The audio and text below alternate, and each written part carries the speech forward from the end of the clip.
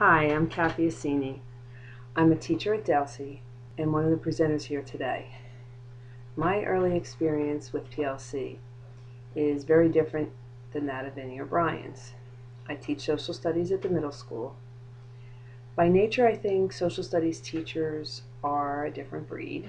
First and most importantly, we don't have state testing. We're not a tested area.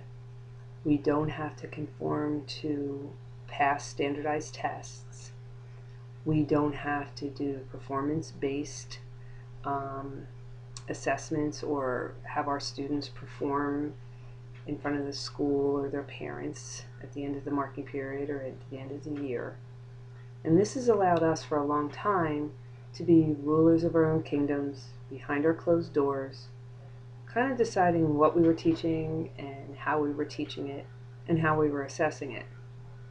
So you can imagine that PLCs in the social studies department, there wasn't an easy jump, an easy leap of faith for us. Many of us would rather debate who was more influential, Jefferson or Hamilton. We'd rather debate that ourselves than discuss how our students could come to an understanding of the debate or how we would know if they understood the issues under debate. So for us, UBD and PLCs came at the same time.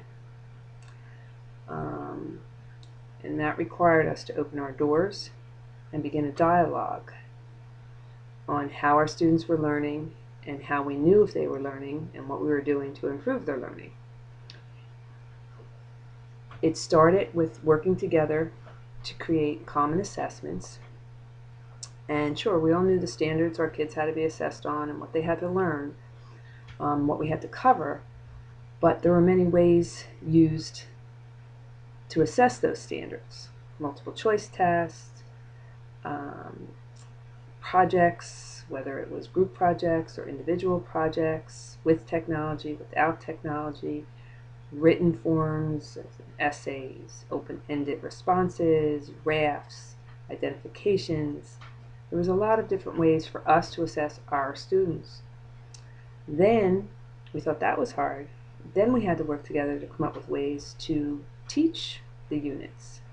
Now, lecture with notes, lecture without notes, Cornell notes, listen, then write notes, listen and take notes, videos, simulations, and research projects, individual or group work. So then they wanted us to look at the data after we had assessed our students. What's data for social studies teachers? I'm still not sure when it all started to fall into place for us. Early on, the resentment manifested itself both passively and aggressively. But slowly, as we were forced to play nice in the PLCs, we slowly started to talk,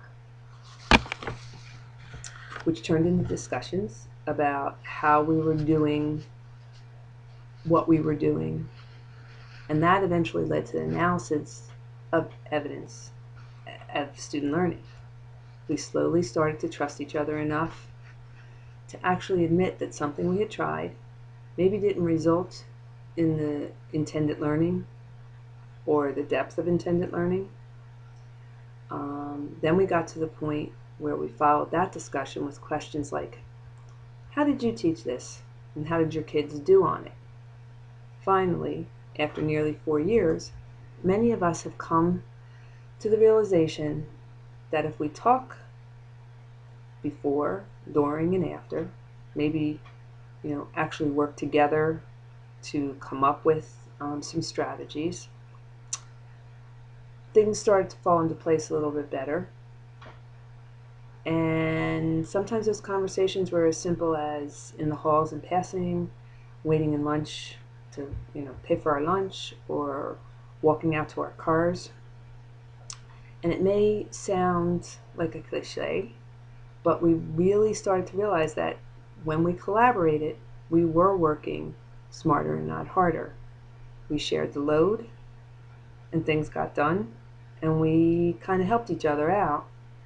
The byproduct of this collaboration had been improved student learning, and that was our individual goal. The data proved that the students were learning better, and yes, I said data.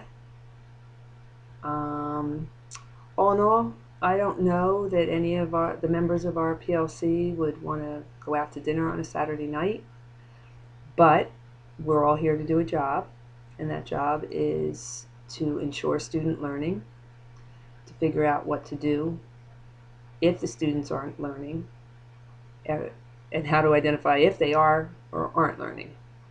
So, working openly with people who share the same goals makes it easier to attain those goals.